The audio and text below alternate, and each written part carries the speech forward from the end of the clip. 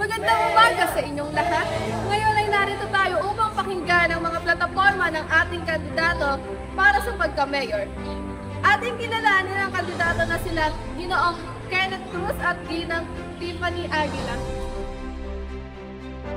Ano ang inyong huling mensahe para sa mga botante? Mga kababayan, ang plataforma ay nakatuon sa pagbibigay ng pangalawang pagkakataon at pantay na oportunidad para sa lahat. Sama-sama natin itaguyod ang isang makataon progresibong lungsod. Mga kababayan, kailangan natin ng matibay na pamumuno na magpapatupad ng batas at magbibigay ng oportunidad sa mga karapat-dapat. Ipaglaban natin ang isang ligtas at maunlad na lungsod. Maraming salamat sa ating mga kandidato. Naway makatulong ang debate na ito sa inyong pagpapasya.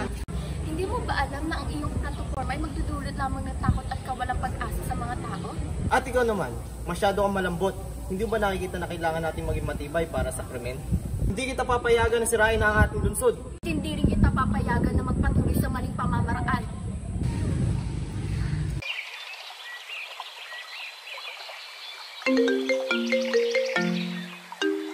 Hello, Willie. Yes, boss. Magandang araw. May papatrabaho ako sa iyo. Ano yun, boss? Sesend ko na lang sa iyo kung kailan at kung paano mo tatrabahuin. Sige, boss. Ako nang bahala. Yung paunang bayad, ibibigay ko na lang sa iyo. Papadala ko. Sige, boss. Sige, paalam.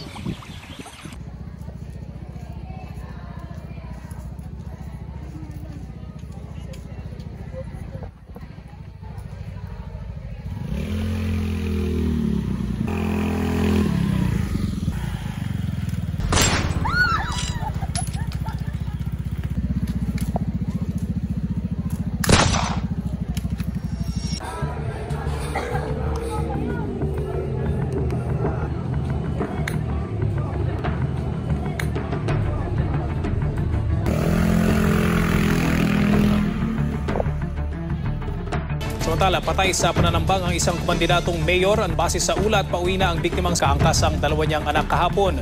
Sinundan sila ng isang motorsiklo at binaril siya ng isa sa mga sakay nito. 5 tama ng bala sa ulo at dibdib ang tinamo ng biktima na dahilan ng kanyang pagkasawi. Patuloy na iniimbestigahan ng pulisya ang nangyari.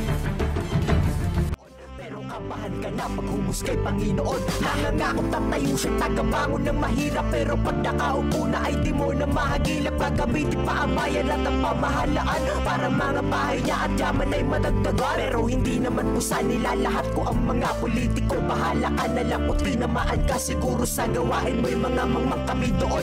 Pero kapahan ka na paghumus kay Panginoon. Naimbitahan po tayo ngayon sa isang palusalo para i-congratulate kayo bilang isang mayor. At meron din po tayong schedule para bukas. I-discuss na lang po siya po. Ito ba yun? Yes, mayor. Sisingin ko sa aking mga schedule. Maraming salamat sa iyo, Sek. Magkita tayo mamaya. Maraming salamat po, mayor. Magandang araw sa inyo mga kababayan. Sa ganap na Nobyembre 15, 2024, may panibago tayong batas na ibababa dito sa ating lugar. Batas kontra droga na kung saan ating lilinisin at pupuksain ang paggamit ng ilegal na droga dito sa ating bayan. Kaya ngayon, bilang inyong mga mayor, pinapahintulutan natin na ang ating mga kapulisan ay gumamit ng dahas kung sakaling kinakailangan sa mga pagkakataon na manlalaban ang mga gumagamit o ang mga pusher.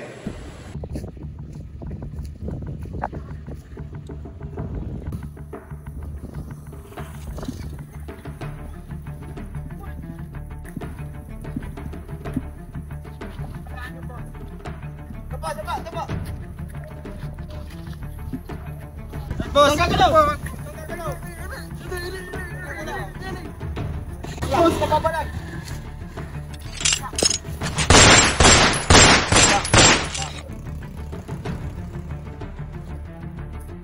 Mari, buhatin natin siya! Takbo natin!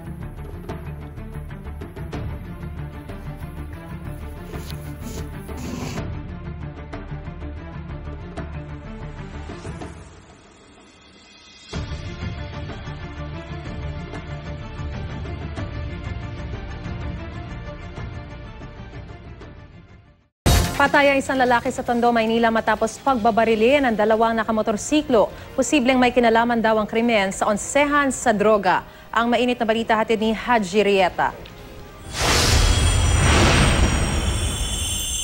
Posibleng illegal na droga ang isa sa mga anggulo ng pamamaril. As to the motive of incident, wala, kino-confirm pa natin. Nagkakandak pa tayo ng follow-up investigation.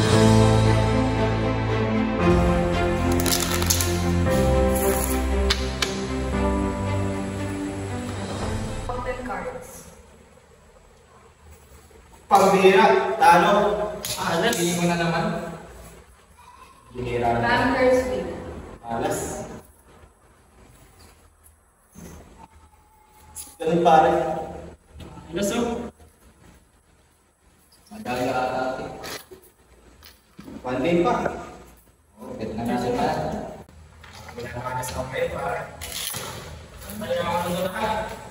Wala na kayo. Solid na. Solid.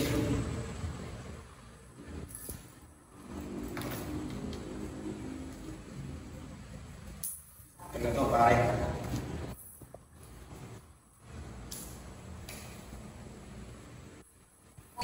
Stand. 8 or 7. 8 or 7. Pare. Open cards. Maybe. Malas naman ng araw na to. Pare. Pare, huli nyo na nanalo. Player 1 wins. Yun talaga, baka malas na talaga kayo. As. Daya mo ka kami, pare. Iya. Dito na lang. Di pare, hindi talaga pa ako.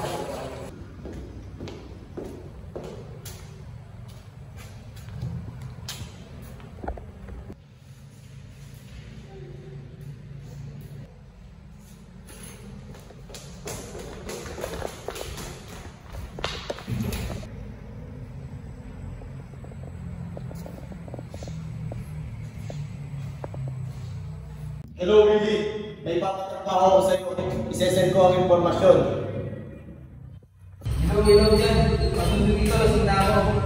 Pakipinsan.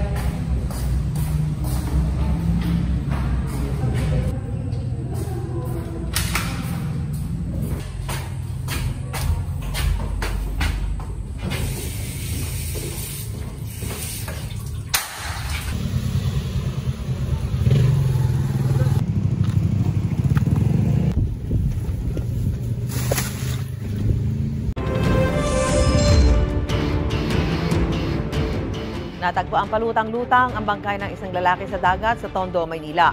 Ang biktima napag-alamang taga Pandi, Bulacan. May unang balita si Jomer Apresto. Sa bahaging ito ng Pier 18 sa Tondo, Maynila, natagpuan kahapon ang bangkay ng isang lalaki na palutang-lutang sa dagat.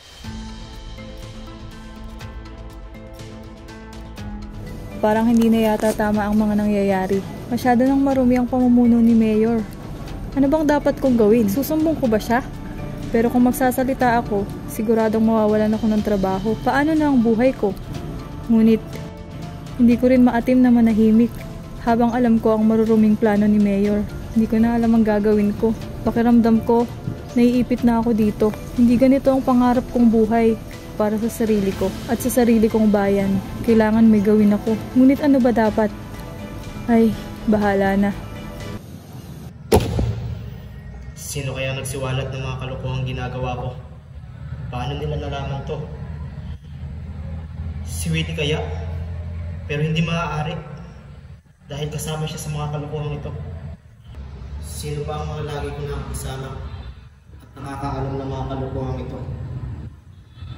Kung pala, parang kilala ko.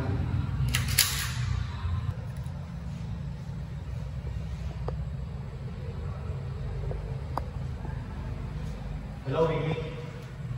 May pupuntahin ako sa hideout natin. Kung pumunta ka doon, susunod ako. May tatrabahuhin tayo. Hello, Sek. Yes, boss. Magandang araw sa iyo. Magandang araw din po, boss. Pumunta ka sa lugar na isesend ko sa iyo at may tutulungan tayong mga tao. Tama kayo ang conversation ko.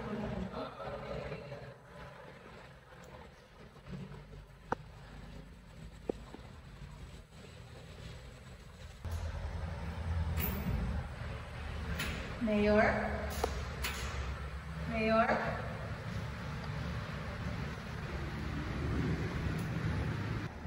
Mayor? Sino sila? Nasaan po yung mga taong tutulungan natin? Wala tayong tutulungan. Dakpin niyo siya!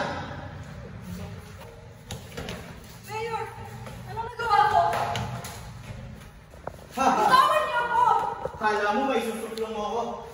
Di mo ko maiisahan. Diyan ka nagkakamali. Ikaw ang nagkakamali, Mayor. May kalalagyan lahat ng kasamaan mo. Sinisigurado kong masisiwalat lahat ng sikreto mo. Tahimik ka! Wala kang pasaktan ako, Mayor! At sinusubukan mo talaga ako. Sige, patayin niyo na yan! Kayo na ang bahala dyan. Patayin niyo na yan.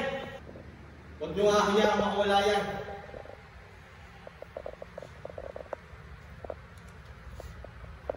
Ano? Susundin niyo talaga yung inuutos sa inyo ni Mayor? Tumahimik ka! Di ba kayo nakukonsensya na puro kasamaan na lang ang ginagawa niyo? Sige pare, tuloyan mo na yan.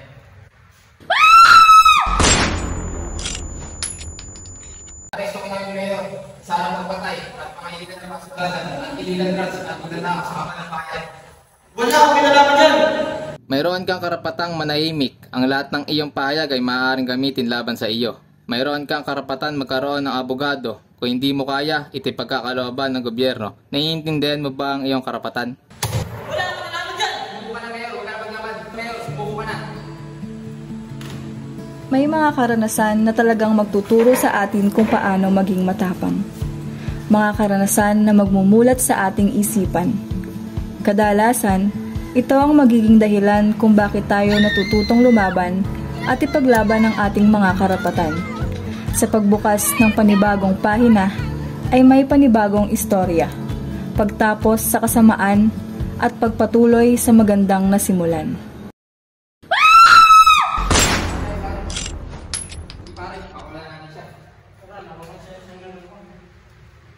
Sige na, tumakas ka na bago pa magbago isip namin.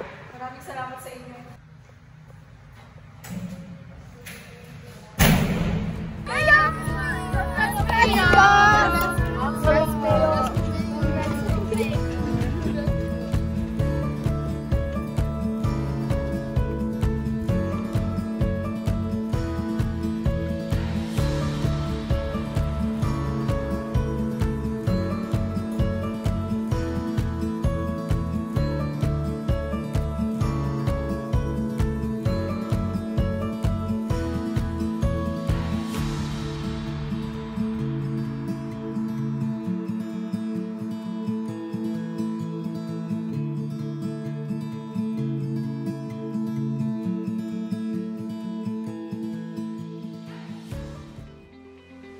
Paglaban natin.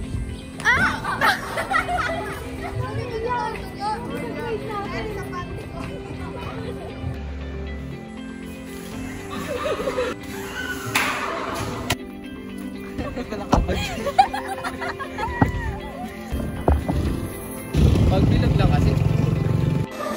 Nakita mo yung tattoo. Di taga fight video ko. Wala tayong upuan. Pinapanood yung mag-biscuit.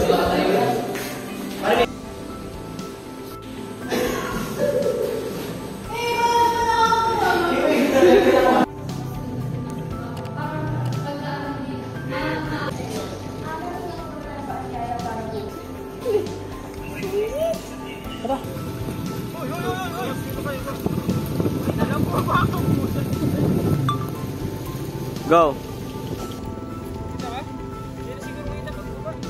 Pagod na kami! Pagod na!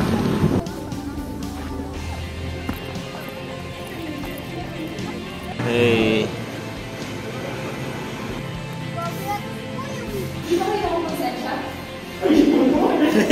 Ikaw naman!